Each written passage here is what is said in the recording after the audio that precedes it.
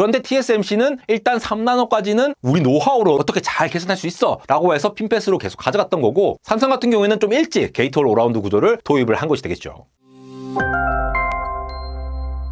네, 여러분 반갑습니다. 안달공학 에러입니다. 이제 파운드리 공정, 그러니까 반도체의 미세 공정의 기준이 3나노에서 2나노로 전환이 되고 있는 시점이죠. 물론 제가 늘 말씀드리지만 이 3나노, 2나노, 5나노 이러한 숫자 자체는 진짜 이 트랜지스터의 실제 특정 길이, 트랜지스터 간의 간격을 의미하는 것은 아니라 TSMC, 인텔, 삼성과 같은 각각의 기업들이 약간 모델명처럼 이 정도로 많이 미세화해서 같은 공간에 엄청나게 더 많이 넣었어요라고 하는 상징적인 의미라고 말씀을 드리긴 했는데요. 그러한 개념에서 볼 때 지금 보시다시피 이러한 트랜지스터의 모양 자체가 굉장히 많이 바뀌어온 것을 아실 수가 있습니다. 5나노까지는 전체적으로 핀팻이라는 구조에서 넘어와서 이제는 게이트 올 어라운드라고 하는 새로운 구조를 2나노대에서 3사가 전부 다 적용을 할 것으로 지금 기대가 되고 있는데요. 그런데 이 게이트 올 어라운드라는 이 구조, 트랜지스터의 구조가 3사가 또 다 같은 것이 아니거든요. 약간의 차이가 있는데 오늘 이 트랜지스터의 기본적인 개념부터 시작해가지고 이 게이트 올 어라운드가 파운드리 3사 각각의 어떤 장단점이 있고 또 이제 만드는 모양 자체가 다르기 때문에 특성이 굉장히 달라지는 부분, 그리고 어떤 공정을 어떻게 잘 해야 되는지 이런 것도 다 달라지거든요. 이런 것들을 좀 잘 이해를 해보면서 드디어 2나노 시대, 게이트 올 어라운드가 본격적으로 다 적용이 되는 이 시대에 또 어떤 기술들이 중요할지, 또 어떤 설비가 들어가야 될지, 또 다양한 또 반도체 소부장 기업들이 있지 않겠습니까? 그런 것까지 한번 생각해보는 시간 가져보도록 하겠습니다. 우선 우리가 게이트 올 어라운드라는 요 구조를 알기 전에 그 이전이 어땠냐라는 거를 살펴보면은, 원래 대략 우리가 20나노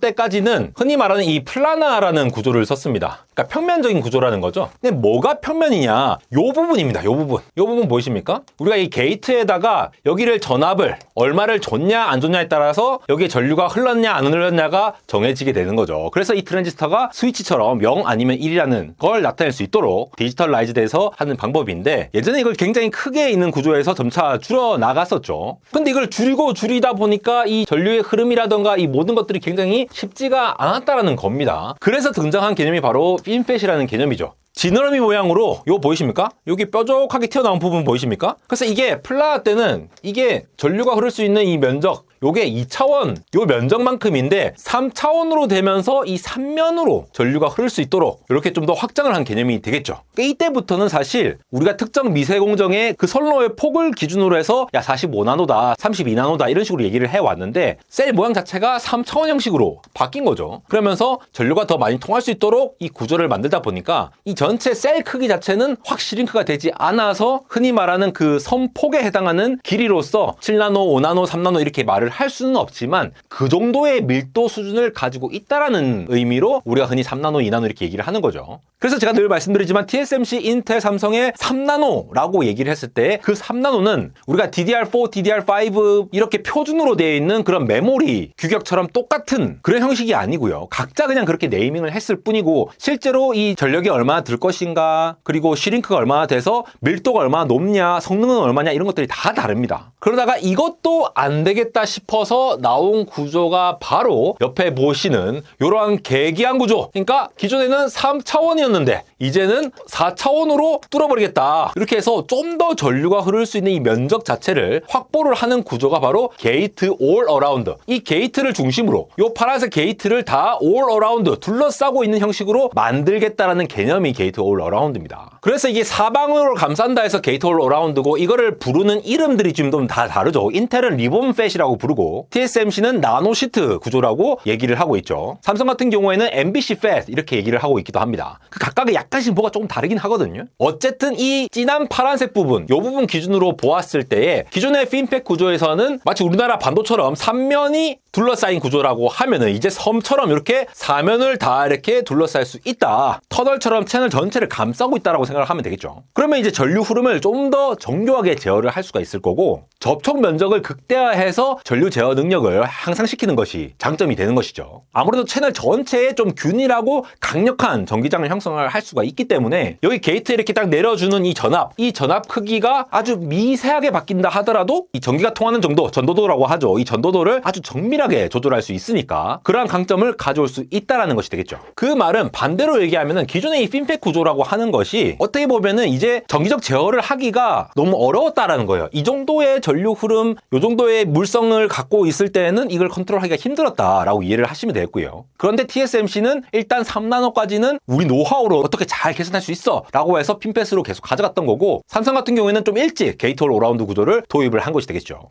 그러면 이 GAA라고 하는 구조를 파운드리 3사, TSMC, 삼성, 인텔이 어떻게 하는지 약간씩 서로 다르거든요. 구체적으로 보면서 무슨 특징이 있는지를 좀 살펴보겠습니다. 그래서 당장 단면만 보면은 요 같은 경우에는 삼성에서 보여준 기존의 핀팩 구조와 다른 MBC 팻, 멀티 브릿지 채널 팻이라고 불렀거든요. MBC가 멀티 브릿지 채널입니다. 왜 멀티 브릿지냐? 다리가 여러 개로 구성되어 있습니다. 요거를 지금 이제 다리라고 표현을 한 거죠. 핀펫에서 이렇게 3면 이렇게 되어 있는 것들을 채널로 썼는데, 요거를 중간에 뿡 띄워가지고 게이트가 다 감싸도록 해서 요렇게 다 둘러싸이도록. 근데 이런 게 여러 장 있죠. 흔히 얇은 나노 시트를 이용한다라고 얘기를 하거든요. 나노 수준의 시트, 레이어가 층층이 이렇게 쌓여가지고 다리를 형성하고 있다라는 개념으로 보시면 되겠는데, 이렇게 얇고 넓은 판에 해당하는 시트 모양의 채널이 이렇게 수직으로 하나, 둘, 셋 이렇게 깔려 있다라고 보시면 될 것 같습니다. 전류는 이 근처로 다 이렇게 넓게 퍼져서 갈 수 있도록 전개가 되는 것이 되겠죠. 아무래도 기존에 있는 것보다 훨씬 더 정밀하게 컨트롤이 가능하다라고 하는 강점이 있고, 이렇게 되면은 자, 나노 시트라고 하는 요거 지금 3개만 넣어도 지금 이 단면을 본 거긴 하지만 겉에 둘러싸고 있는 이 면적 자체가 한 3개만 넣어도 굉장히 많이 확보되는 거 보이십니까? 나노 시트의 장점이 요거 몇 개만 딱딱딱 넣어주면은 채널 폭 자체를 굉장히 많이 확보를 할 수 있다. 그래서 더 큰 전류를 구동할 수 있다라는 장점이 있다라는 거죠. 그래서 결국은 단위 면적당 똑같은 면적에서 더 많은 전류를 흘러보낼 수가 있다라는 장점이 있다라는 거고, 여기서 또 장점이 있습니다. 설계 유연성이 좀 있는데, 요 모양을 지금 딱 이렇게 직사각형 모양 이렇게 할 수도 있을 거고, 아니면 꼭 이 3개만 써야 됩니까? 아니야, 우리는 이거 2개만 쓸게. 2개만 써가지고 조금 값싼 파생 공정 노드를 만들게. 이렇게 구성을 할 수도 있겠죠. 혹은 나노시트의 폭 자체를 좀 줄일 수도 있겠죠. 요런 구조만 한번 만들어 놓으면은 이렇게 스케일링을 할 수 있다라는 게 장점이 있는데, 단점도 있죠. 딱 봐도 만들기 쉽지 않아 보이죠. 자, 여러분, 이 트랜지스터 굉장히 작잖아요. 수십 나노 수준, 10몇 나노 수준의 이 굉장히 작은 세계에서 이러한 모양을 만들어내야 한다는 거죠. 제가 반도체 8대 공정 관련된 영상을 또 따로 한번 정리를 하고 있는데, 이게 서로 다른 물성을 가진 것들을 이렇게 PR을 해가지고 리소를 해서 깎아내고 이런 과정들을 막 거치거든요. 근데 나노시트를 여러 층으로 이렇게 정밀하게 쌓아 올리는 것 자체가 아무래도 이걸 만드는데 굉장히 복잡하겠죠. 얇게 쫙 펴가지고 하니까 그렇게 정밀한 공정을 하려면은 그만큼의 정밀도를 가진 설비를 가지고 와야 되고, 그 설비를 이용해서 여러 번 이렇게 깎아내는 작업을 해야 되다 보니까 기본적으로 이게 만드는 것 자체가 어려운 일이 된다라는 거죠. 그러니까 제조 난이도가 어렵다는 거는 그만큼 또 시간이 많이 걸릴 수도 있는 거고, 이 공정 단계가 더 많이 늘어날 수가 있기 때문에 공정 단계를 좀 이제 줄이고 싶다 하더라도 그게 쉽지 않을 수가 있기 때문에 그만큼 비용이 더 올라갈 수 있습니다. 더군다나 이게 자, 층층이 쌓여있잖아요. 이거 만들었다 칩시다. 다 만들었어. 근데 매번 이런 셀들을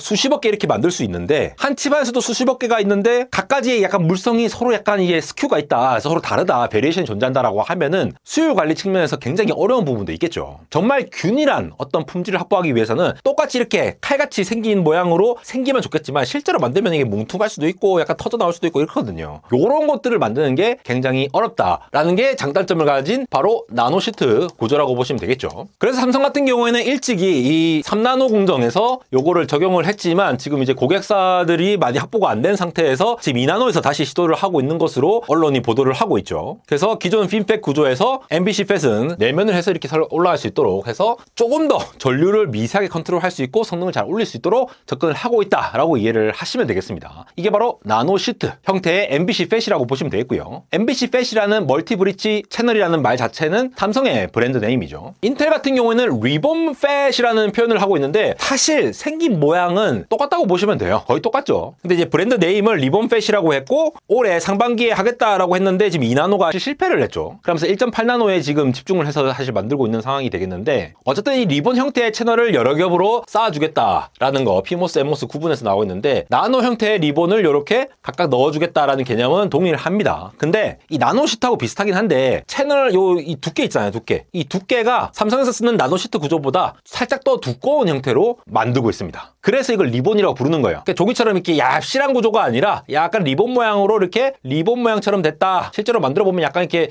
리본 같이 보이진 않아요, 솔직히 말해서. 근데 이렇게 두툼하게 만들었다, 돈가스처럼 이렇게 왔다고 보시면 될 것 같고, 그러면 여기서 이제 보시면 이 트랜지스터 높이 자체를 이렇게 조절을 해가지고 리본을 여러 개 집어넣는다라거나, 아니면 리본의 이 폭 자체를 자유롭게 바꿔가지고 하는 거는 나노시트와 동일한 장점을 가지고 있을 수 있겠죠. 특히 나노시트에 비해서 얘 자체가 약간 통통하게 생겼잖아요. 통통하게. 이 통통하게 생기면서 가지는 장점 자체가 전류가 이렇게 새는 거를 좀 방지하는 데 유리한 구조입니다. 그래서 전력 효율이 좀 중요한 모바일 칩에 좀 더 이제 선호가 되지 않을까라고 예상되고 있는데, 물론 요즘은 데이터 센터 쪽에서도 뭐 누설 전류라든가 이 전력 소모에 관련해서는 굉장히 좀 신경을 쓰고 있는 편이기 때문에 대체로 이러한 구조가 전력이 중요시 되는 요 프로세서에서는 좀 강점이 있지 않을까라고 기대가 되는 부분들이 있고요. 그리고 나노시트 구조에 비해서 얍실하게 만드는 것보다는 살짝 좀 통통하게 만드는 게 좀 만들기 쉽다라고 볼 수가 있습니다. 단점이 또 있겠죠. 당연히 통통하게 만들면은 이 리본 폭이 좁기 때문에 전류량이 그만큼 나노시트에 비해서는 약간 좀 제한적으로 갈 수 있다라는 부분이 단점이 될 수 있겠고요. 약간의 이제 성능 측면에서는 게이트홀 어라운드로 만들었는데 핀펫에 비해서 조금 그 상승폭이 약간 덜할 수 있다라는 가능성이다라고 생각을 해주시면 될 것 같고, 마지막 파운드리 끝판왕 TSMC입니다. TSMC는 그냥 고전적으로 나노시트 트랜지스터라고 얘기를 하고 있어요. 비욘드 더 핀펫.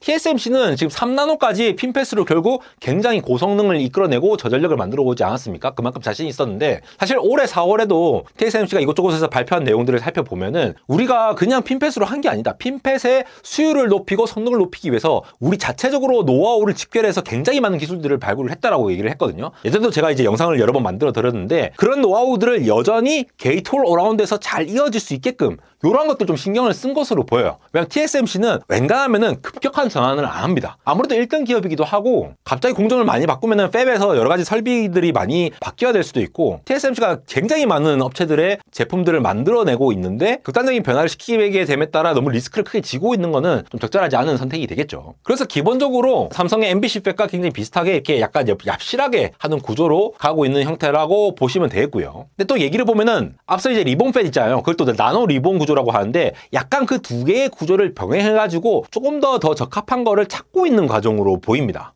애초에 이 구조가 얘를 똥똥하게 만들지, 얘를 이제 길게 할지, 얘를 몇 개를 쓸지, 트랜지스터 크기 높이를 몇 개를 할지, 이런 것들에 대한 스케일링을 하면 될 일이기 때문에 그 공정의 특성에 따라서 요거를 조절해가지고 지금 최적화를 하고 있는 과정으로 보이고요. 그래서 얘 모양을 어떻게 잘 이쁘게 만드느냐에 따라서 어떤 거는 이제 모바일향으로, 예를 들어 아이폰에 들어가는 거, 어떤 거는 엔비디아의 AI, GPU용 뭐 이런 식으로 들어갈 수 있겠죠. 브로드컴의 XPU에 들어가고 막 약간 이런 식으로 공정을 각각 구분해가지고 만드는 것으로 보여요. 결국은 너무 파격적으로 이 변화가 크면은 기존 핀펫 대비 너무 갑자기 수율이 떨어진다라는 얘기가 나올 수 있으니까 최대한 핀펫하고 잘 호환할 수 있는, 자, 썼던 공정 장비를 그대로 쓸 수 있고 어떤 일부러 좀 사용할 수 있는, 다 밝혀지진 않았거든요. TSMC에서 가지고 있는 노하우를 그대로 활용할 수 있는 구조에서 거기에 좀 이제 연계가 되고 있는 형태로 리본 구조라든가 시트 구조를 가져갈 것으로 보입니다. 다만 이제 나노 시트와 나노 리본이라는 것이 별도의 구조라고는 볼 수 없고, 이렇게 여러 가지 이제 최적화를 하면서 어떤 정답을 찾아가는 과정이기 때문에 2025년도에 TSMC가 어떤 구조를 사용할지, 얘가 폭이 어느 정도 될지를 좀 살펴봐야 될 것으로 보이고요. 그러면 이제 좀 단점을 다뤄보면은, 자, 게이트홀 어라운드의 단점이 뭘까요? 일단 만들기가 너무 복잡한 구조라는 거죠. 지금 보고 계신 게 예를 들어 핀펫에 이제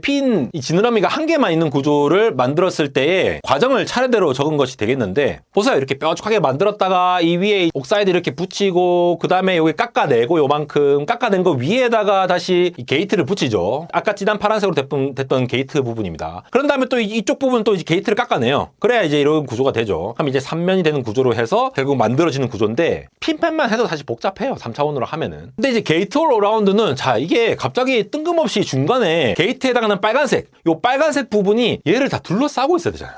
둘러싸게 하려면은 일단 처음부터 이거 만들 때 중간에 서로 다른 이렇게 층을 만들어 줘야 되고, 그래갖고 얘만 똥 튀어나올 수 있도록 패터닝을 만들어야겠죠. 참고로 나노 리본, 나노 시트도 있고 나노 와이어라는 형태도 있어요. 굉장히 얍실한 이 와이어 형태로. 그래서 전선이 뽕뽕뽕 있는 구조를 나노 와이어 구조라고도 이제 논문에서는 얘기를 합니다. 그런 구조를 이제 패터닝 하고 싶은 모양대로 이렇게 만들어낸 다음에 게이트를 이렇게 다 둘러싸 버리고, 그런 다음에 다시 깎아내고 하는 과정들을 거치게 될 텐데, 문제는 우리가 수율을 올려야 되고, 이게 수십억 개가 되는 트랜지스터 각각이 저런 모양으로 이쁘게 나와야 되잖아요. 그럼 이런 GAA 구조를 제대로 만들기 위해서는 우리가 흔히 애칭이라고 하죠. 식각, 깎아내는 거. 깎아내는 장비라든가 디포지션 장비, 증착 장비 같은 것들이 정밀하게 잘 처리를 해줘야겠죠. 그리고 지금 보시다시피 각각의 이 물질들이 다 다르잖아요. 지금 색깔 다른 거는 서로 다 다른 물질이라고 보시면 돼요. 각각의 물질들이 어떤 것들은 300도 공정에 적합하고 어떤 거는 뭐 몇백 도에 적합하고 어떤 거는 몇 도 이상으로 되면은 완전 이제 뭉개지기 때문에 미리 뭐 만들어 넣어야 되고 이런 것들이 순서들이 다 정해져 있거든요. 그래서 이제 공정 조건이 뭐 온도, 뭐 압력도 될 수가 있고 뭐 화학 물질의 농도라든가 이런 것들이 굉장히 미세하게 반응되고 그 최적화 값에 따라서 얼마나 예쁘게 만들어질 것이냐가 다 달라지게 될 겁니다. 그러니까 핀펫이 하나를 이제 톡 튀어나온 구조라고 하면은 게이트 올 어라운드는 얘를 이제 둘러싸게끔 만드는 구조이기 때문에 각각의 둘러싸는 구조를 만들 때 공정 자유도가 훨씬 더 높기 때문에 이걸 최적화하기 위한 굉장히 많은 경험이 필요할 거고 단번에 하기가 쉽지 않은 구조가 맞다라는 거죠. 그래서 드디어 핀펫의 시대 20나노 때부터 쭉 내려오던 그 핀펫이 3나노에서는 거의 끝났다라고 봐야 될 것 같고 2나노 그리고 1.8나노에서 전부 다 게이트 올 어라운드로 바뀔 것으로 보이는 상황에서 TSMC 같은 경우에는 지금 언론에서 흘러나오는 것이 첫 초기 공정 수율이 60% 됐다라고 얘기하는데 거기에 대해서 또 팻게싱어가 야 뭐 덴시티가 얼마나 되는지 얘기도 안 하고 60%라는 게 의미가 있나 막 이렇게 약간 불편한 신기를 보이기도 했죠.